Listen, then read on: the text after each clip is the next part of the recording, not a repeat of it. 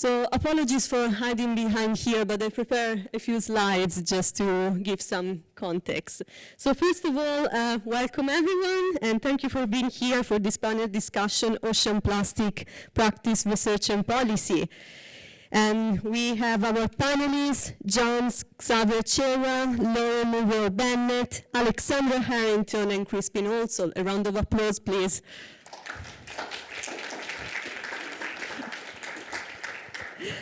Thank you very much. So John is the president of the National Association for Waste Speakers in Kenya and a member of the International Alliance of Waste Speakers. He's based in Kisumu, and he is interested in empowering waste speakers through a visual storytelling approach. Lauren is an engagement officer for the charity Morecambe Bay Partnership. Her previous role as beach care officer focused on reducing single-use pollution found across the bay, which is the Morecambe Bay Partnership is a local charity. Lauren developed a resource for outdoor events to reduce the environmental impact with a focus on reducing waste. Alexandra is a lecturer in environment law at Lancaster University Law School. She serves as chair of the International Union for Conservation of Nature Task Force on Plastic Pollution and leads a global team of legal academics and practitioners in providing guidance to negotiate the plastic treaty. Crispin is a professor of environmental organic chemistry at Lancaster Environment Center.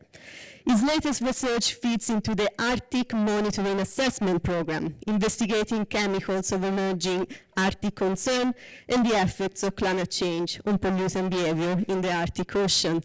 Another round of applause for our panelists. Thank you. Thank you.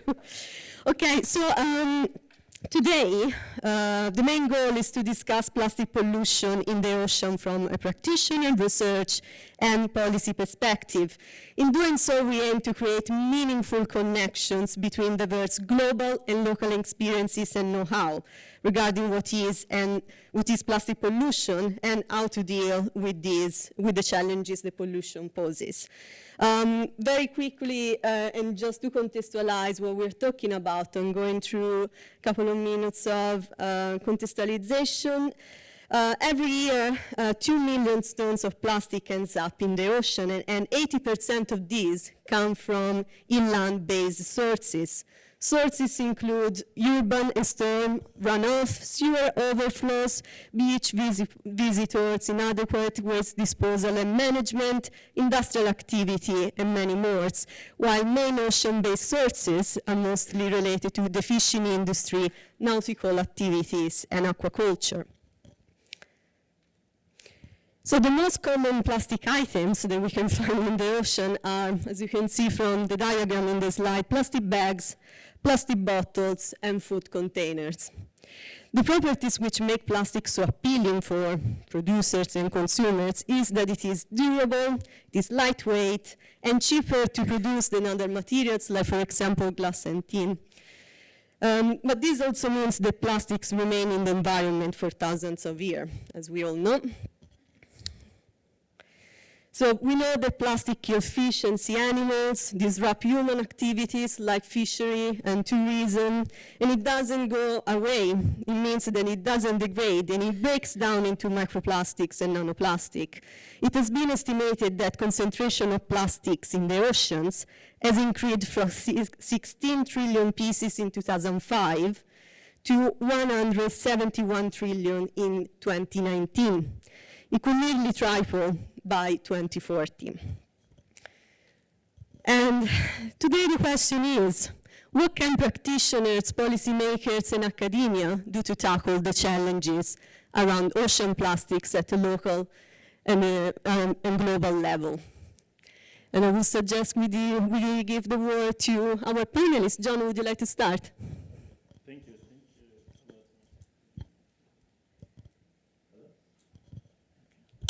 Thank you. So I think first I would like to reaffirm that plastic pollution does not really just start when it enters the ocean, but plastic pollution actually starts at the point where fossil fuels are being turned into polymers and chemicals that actually lead to the pollution and creation of plastic. The other thing is that the fact that plastic pollution, like the fact that fossil fuel, there's that so much attention on ocean plastic pollution, it could be the very reason why there's not much focus on where the pollution is actually starting, which is at the very point of extraction of fossil fuels. So that is something that I would like to clearly reaffirm. But then again, coming back to the question on practitioners and particularly on waste speakers, from the pictures and the figures that Marta has shown and that Professor Patrick also shown on the screen, you'd notice that waste speakers already, like I would say the world already has an historical depth to waste speakers for over the time collecting this plastic waste, and not just plastic waste, waste in general, and particularly plastic, and putting this plastic in a way, in a better way, and also aiding in the chain of sorting and recycling, and also creating a livelihood and making value out of it. So practitioners like waste speakers have already been a solution to plastic pollution, and have already been saving the world from actually drowning from plastic pollution. What is actually ending up in the ocean is a tiny bit of what waste speakers are not really accessing. For one reason or the other, and especially from the global south, waste speakers have been doing a lot of job in line of plastic pollution and actually solving this problem. One of the solutions also to plastic pollution challenge that I would say would be recommended for the policymakers, where I believe that there's been a very big disconnect, that policymakers don't really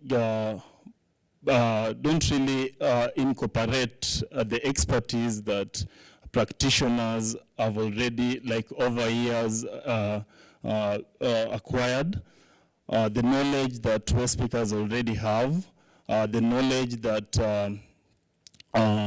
researchers already do and produce from the research work. Policymakers, most of them tend to sit in tables and create and pass policies that are not guided by knowledge. So I think this has also been a very big disconnect and a very big problem that we are mostly also facing at the global south. To the academia, I would suggest that the research work should be mostly rooted should be deeply rooted to a co-production process with the practitioners. And this I would say, like, for example, myself, right now I'm 30 years and I've been working in waste for the past 20 years. So this is accumulated knowledge. And I have colleagues that have, I started working when they were already working there for more than 10 years. So you can already see that this is knowledge that is not being put into practice, and it's not being also appreciated and valued by most of the people who sit and make policies that surround waste and plastic in general. Thank you. Thank you very much, John. Okay, this one now was. Thank you. So, Lauren, did you find similar challenges? Waste pickers, our volunteers around the bay, we collect a lot of litter, and I think they have loads of knowledge around the litter that comes in around the bay, so whether that's the litter discarded on our beaches or whether it's the things that are washed up. And so we've been trying to record that data so we can actually go to our to go to government, whether it's local or the national government. So we actually have that information. So hopefully policies can be created from that, and it's more useful. Yeah. Thank you very much. Alexandra, you work in policy. I work in policy, I work in academia. I may have had more gray hairs than when you and I last talked because of the policy work, but yes. So it's such a fascinating question. And many of you will know, and I really am happy to see the waste pickers here, because many of you will know that we concluded about 2 weeks ago now, I'm still recovering, the second round of negotiations on the efforts to have the plastics treaty. They were conducted in Paris. They're actually quite fractious in many ways for procedural reasons, for very kind of boring legal reasons that don't usually come into play as much as they would or have in this context, for geopolitical reasons. But moving aside from that, when we actually got into the content, and we will continue to do so in the next rounds, what is really fascinating is that waste pickers have been very influential. Their voices have been heard, their lobbies have been given places to come in, and the NGOs that are representing them are actually able to come in more and also present their written filings as well as their statements. We're now seeing the UN opening up a great deal more space to academics, to policymakers, not just at their national levels, but also those who work in international organizations as well, intergovernmental organizations, et cetera. So what we've seen in the plastic context is, I think, an expansion beyond what was even expected when there was the authorization to do this. And that was only done last year, right? So we had an authorization to have the plastics treaty in some form start to negotiate at the end of last year, with the aim of ending in hopefully December of 2024, and then having this adopted globally in 2025. It's highly ambitious, whether we see it or not, we shall see. But what was intended in the resolution that actually allowed us to do this from the UN Environment Assembly, I think, was much smaller than what we now see, and what we now see the openings happening for. So we have waste pickers, we have discussions of oceans plastics, but we also have discussion of the land-based sources and the places that land-based sources are coming in and how they are impacting on a number of different marine-based communities as well as terrestrial issues. So from an academic and policy perspective, it is frustrating work to negotiate a treaty. It is not easy. It is not something I advocate doing if you don't enjoy a great deal of sleepless nights and a lot of caffeine. But it is something that I think is important for us to talk about, and to talk about in an interdisciplinary way, because for those of us who are involved in it, it's really important that we get perspectives from social groups, from chemists, from scientists, and others who we usually wouldn't deal with. Usually, most people see lawyers coming and they run in the other direction, and I completely understand that. But it's important for us to have these types of conversations so we can have policy and also academia, and those of us who teach as well as who work in policy, that is informed by knowledge that's truly cross-sectoral. So I think that's the exciting thing about, it's challenging, but it's also exciting about plastics, and especially ocean plastics, is addressing all the different issues that we have with it in a way that will make an impact both in the treaty, but also how we understand it kind of moving forward in the implementation. Because having a treaty is wonderful, if we have it, hopefully, when we have it, but implementing it will be something else, and implementing it will be something that we'll need waste picker buy-in for, we'll need local governments for. It won't just be something where you think about it as high-level international meetings once a year. It will be on a daily basis with so many others. So I'll stop there. Thank you very much, Alexandra. It was good to have an inside perspective. So, Crispin, thank you. Crispin, plastics made their way into the Arctic. What's the situation, and what can we do? Oh, I've got the hard part here, haven't I? Yeah, I mean, thinking about that was really interesting about being involved in international negotiations for treaties, and you might have grey hair. I've no hair. Yeah, so first of all, let's just try and unpick some of these numbers that we heard at the start. Globally, we produce about 400 million tons of plastic polymer a year. Now, that number doesn't mean anything to me. I'm a scientist. That's a huge number. But about 3.5% of that mass ends up in the oceans. So that's a very small amount, but it has a big impact. And it's also worth thinking about, you know, we've heard that much of that plastic globally in the oceans comes from terrestrial sources, particularly, you know, discharge into rivers, big rivers, outflow, coastal seas, global oceans. But it's much more nuanced than that, and that's where the science comes in. So if we think about these big sort of oceanic gyres or gyres, of garbage patches, and perhaps the most infamous is the one in the North Pacific. Much of the plastic that's floating, and keep in mind, much of the plastic that we are aware of in the oceans has a density which is equal to or less than seawater, so it floats. Okay. Much of that plastic, about 75 to 80% of it, is actually sourced from fishing and ships. Okay, so with that in mind, that's going to develop the strategy for how you deal with those big garbage patches.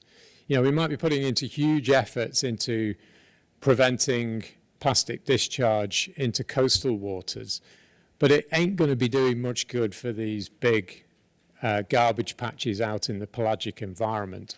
So I think that's where the science comes in to help unpick some of these numbers and some of the bigger oceanic issues. When it comes to remote environments like the Arctic, I've got a PhD student at the moment who's working internationally. And we've taken water samples out in the north part of the Canadian Arctic in the Beaufort Sea. And when you take water samples at depth in the pelagic open environment, the plastic particle numbers, and we're talking microplastics now, are really, really low. So when you look at that size range of bits that are much less than a millimetre, so a tenth of a millimetre down to a hundredth of a millimetre, we're looking at 1 or 2 particles per cubic metre of water. So a cubic metre, you know, I think it's that much. That's really quite low. And when we've looked at the lower marine food web, so a group of organisms, copepods, these are little critters that have a high lipid content in the Arctic, equally there, the concentrations of plastics in those organisms are really low as well. And that's encouraging. That's really good, because it's telling us that while we have these big oceanic gyres of garbage, much of it isn't getting into some of the more remote places. When you do see macroplastic litter on Arctic beaches and that, guess what? It comes mainly from the fishing industry, rather than stuff that we're putting in our rivers in temperate regions. So how you actually manage that problem and deal with it is going to be on a regional basis. But the really encouraging news is, and I think this is a positive, is the United Nations Environment Assembly and the drive in Paris recently is really, really good. I've been involved in international legislation through the United Nations Environment Programme on persistent chemicals, and some chemicals take years to go through that process. So to hear this real positive signs from Paris, we're looking at a global treaty to abate waste plastics, and we're dealing here mainly with disposable plastics, single-use stuff, and talking about getting an agreement in place by 2025 is remarkably fast. And I think that's a really good news and really positive. Okay? Yeah.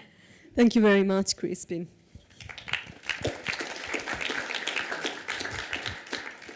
So, Lauren, what can local communities do?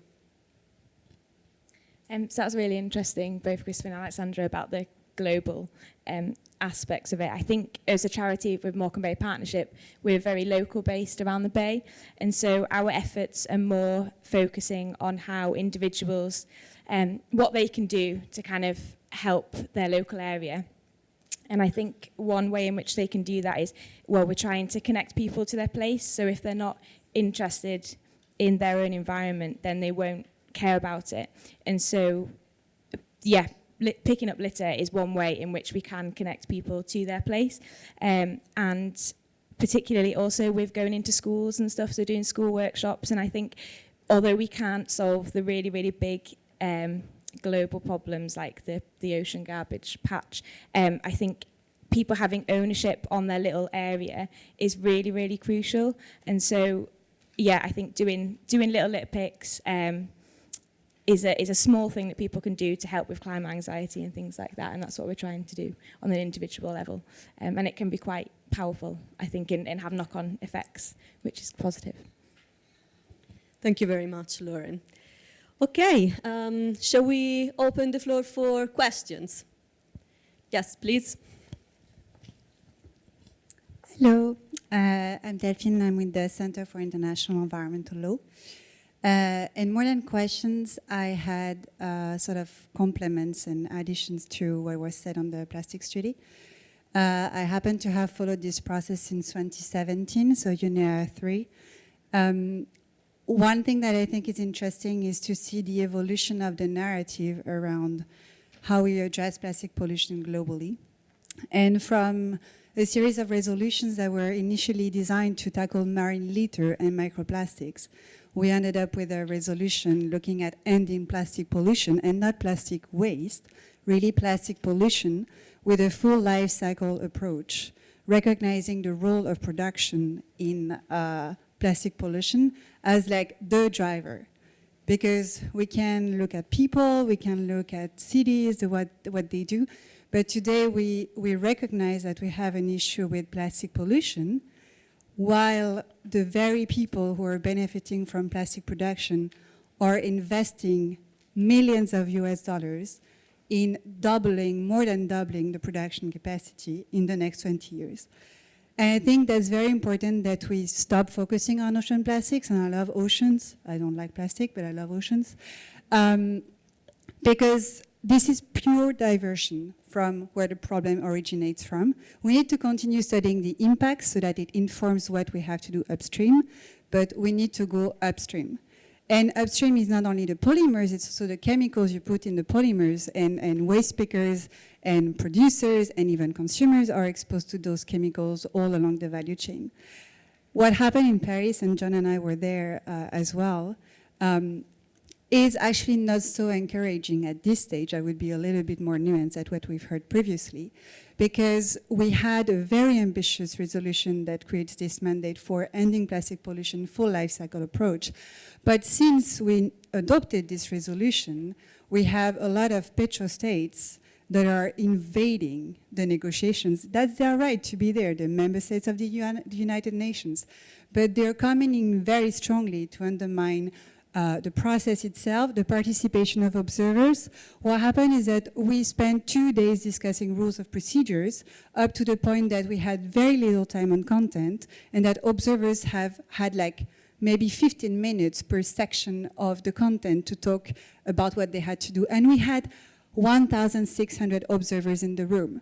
So divide 15 minutes by 1,600 observers, and you can understand how much we actually could hear from the expertise of the civil society. And I'll end here because that's also something that's important for people in the room.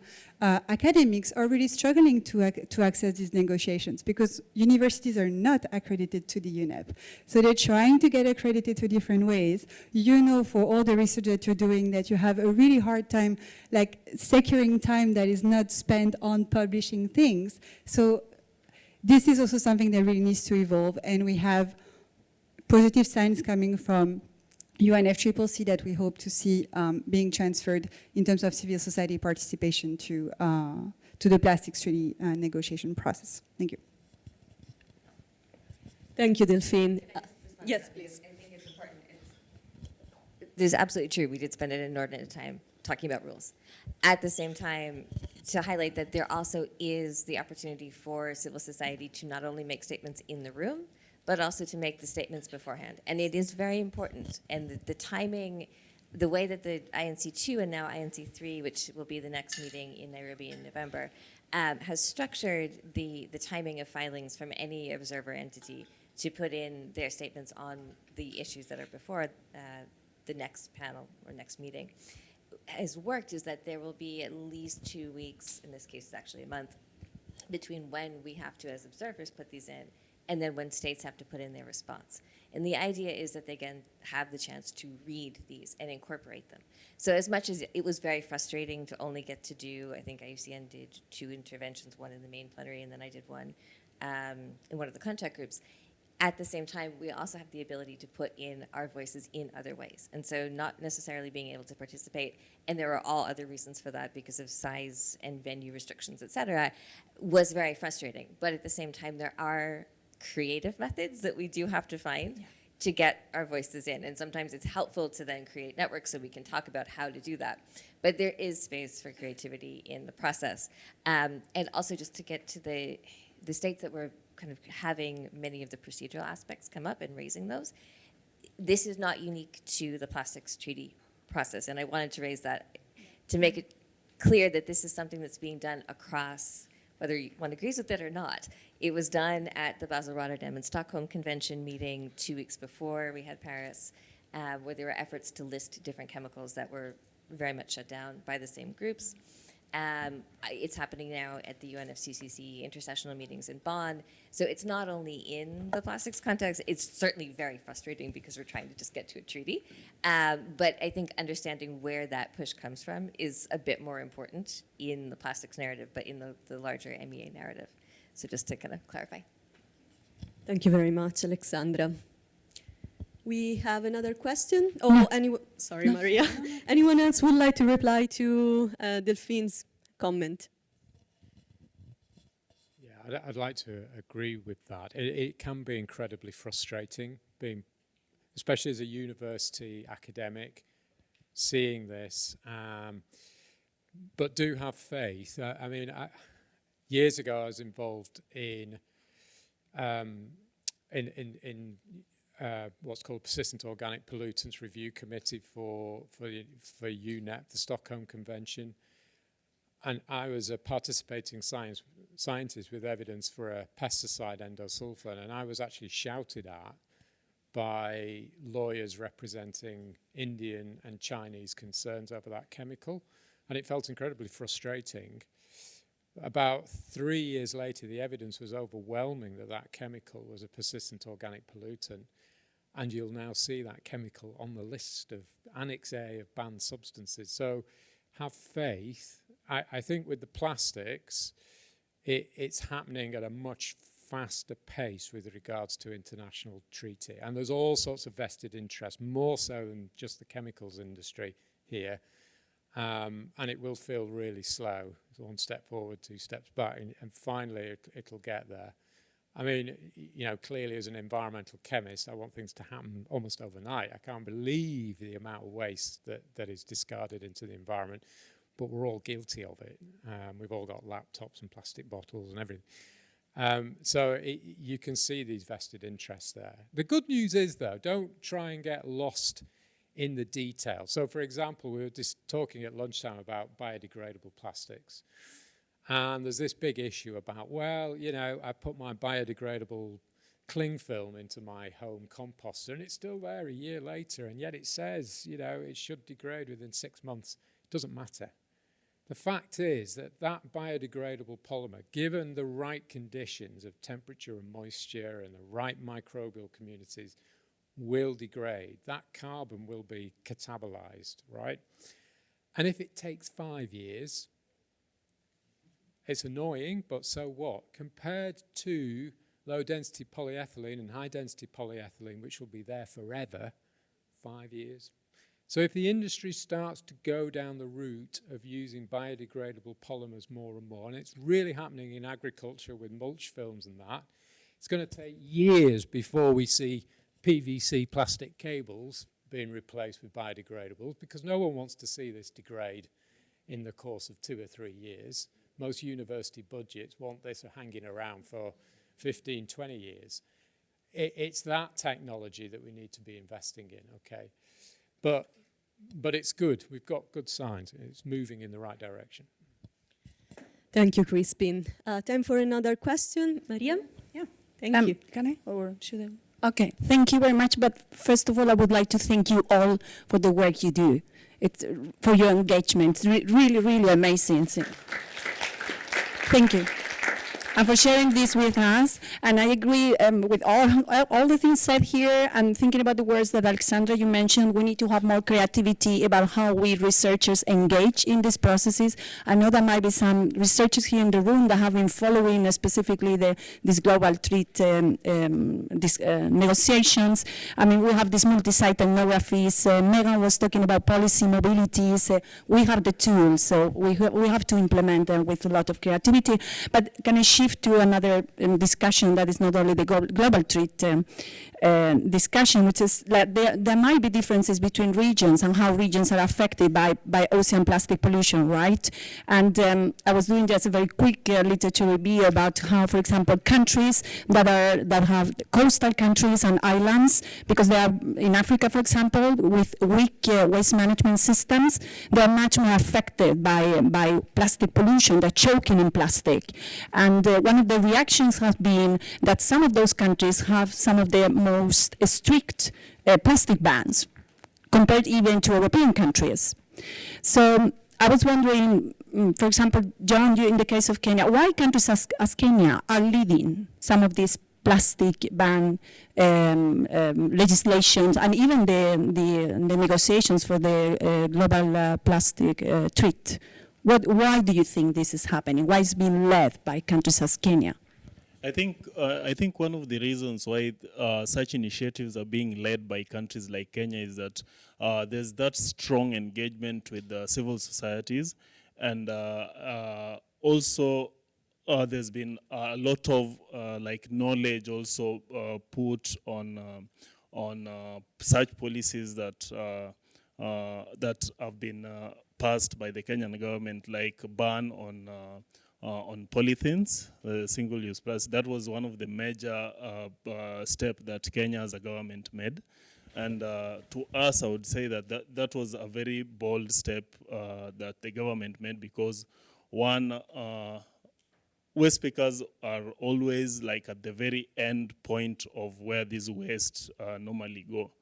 Like we are the people who, my colleagues that like literally work and live in the dump site get to interact every day with this kind of waste, and the design bit of this kind of waste are so toxic, and you'll notice that in any dump site, if you walk in any dump site in Kenya, you'll notice that the kind of health hazard and health exposure that waste pickers that interact with this toxic plastic have.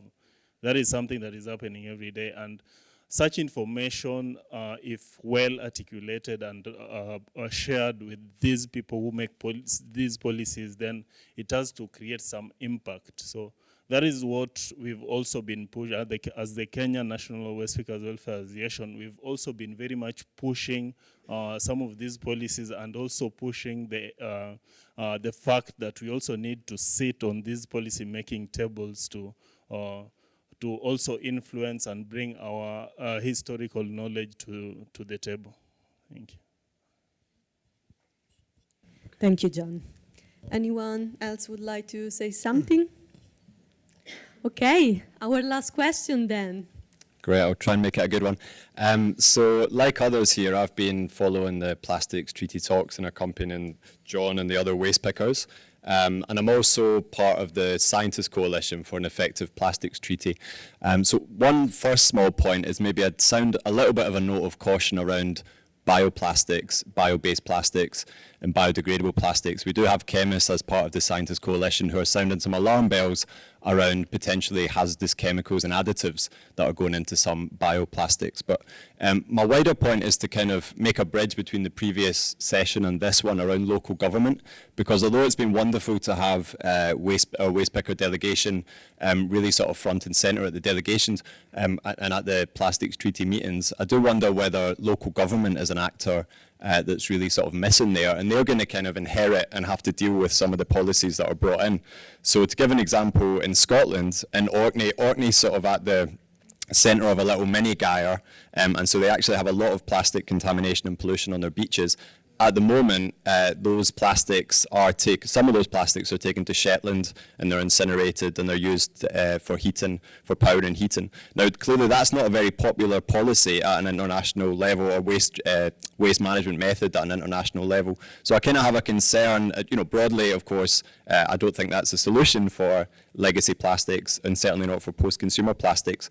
But I feel like if local government's missing at some of these negotiations, then they're going to have a hard time adapting their current systems on very tight budgets and having to deal with, in the UK, sort of statutory obligations to deal with the waste that washes up in their shores or comes through their system. So I was just wondering if the panelists sort of agree that there should be a way of maybe incorporating local government into those sorts of treaty and negotiation processes.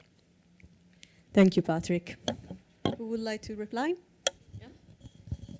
Thank you, Patrick. I will, in a minute, comment to my context. I believe that every member state normally send their delegation to this policy-making process, and I think one of the biggest disconnect has been the reporting back system, where the national delegates that are sent there are supposed to be like channeling the information back to at a national level. That is meant to foster the aspect of thinking globally and acting locally. But then again, as the International Alliance of Waste Pickers, we've been very much straining on resources to even be there, despite the historical role that we've been already playing. We've been very much going out there with the resources, the very little resources that we tend to acquire. And I believe also, like, as a representative of the national association in a country where we have like 47 counties, it is very hectic and very cost attached to come and try to also reach out to all the 47 county, like local governments, to like disseminate this information. So I think this is something that is more attached to the national government, and maybe it would also, from my context, require a lot of resources to also implement this. So that is a bit of the challenge that, from my context, we could be having. Thank you, John. Very quickly, because I know we're running close on time. It's an excellent point. And so there are some groups of mayors or localities that do technically have the ability to come in and act as observers. They did. But I think that John is definitely right in the sense that it's a complex issue, because the localities, due to state sovereignty and international law, have to be kind of subsumed by the nationality. At the same time, that isn't to say that alliances can't be formed outside of even the already existing ones. And it isn't to say that we can't use the intersessional period, so the time between the meetings, to, as we have done in many other contexts, to develop webinars, to develop other training systems that allow us to network and to bring those types of cities or towns or very small entities that will have to be really much at the center of this together. And so I think it's a very good point, and something that those of us who are working in this should certainly talk about doing, and how we might be able to create those networks so that going in we can have other opinions and other even just general understandings of what the impacts could be on a locality that might not even be thinking of it, kind of understood more broadly. And also, from the local perspective, then allowing people to understand what this would mean, independent of a media coverage that might be positive or negative, but that would allow people in the community to understand this is why it's important to us because of the local impacts. This is what the impacts will be in terms of what the obligations will be, but this is the benefit. for themselves and to understand that for themselves rather than just hearing it from a news that too often is either a soundbite or very much kind of skewed one way or the other. Thank you very much, Alexandra, and thank you very much to all our panelists for being here and chatting with us about oceans and all the challenges with pollution. Thank you all for your questions and your attention, and see you at the fractions.